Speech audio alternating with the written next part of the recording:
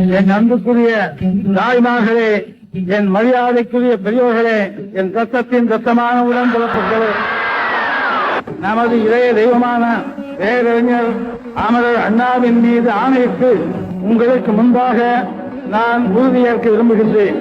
அங்கே நடைபெற்றது அரசாங்க தடங்கு, தடுக்க முடியாதது.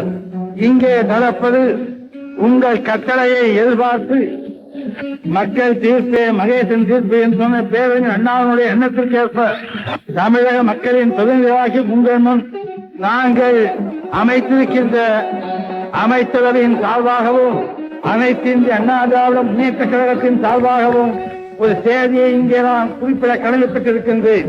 அமரர் பேரறிஞர் அண்ணா அவர்கள் சொன்னது போல லஞ்சமற்ற ஊழலற்ற நிர்வாகத்திலே தலையிடாத, நீதிமன்றத்திலே குறுக்கிடாத, உழைப்பவனே உயர்ந்தவன் என்ற தத்துவத்தை நிறைவேற்றுகின்ற ஒரு மாபெரும் பணியினை நாங்கள் எங்கள் உயிரை கொடுத்தாகிலும் எங்கள் கடமையை தமிழகத்து மக்களுக்காக செய்வோம், நிறைவேற்றுவோம் என்பதை அண்ணா மீது ஆணையிட்டு எங்கள் அமைச்சரவையின் சார்பாகவும் அனைத்து அண்ணா திமுக கழகத்தின் சார்பாகவும் தெரிவித்துக் கொண்டு உங்கள் ஆட்சியோடு நாங்கள் எங்கள் பணியை தொடர புறப்படுகின்றோம், ஆட்சி கூறுங்கள் என்று கூறி அண்ணா நாமம் வாழ்க, தமிழகம் வாழ்க, தமிழ் வாழ்க என்று கூறி விடைபெறுகின்றேன்.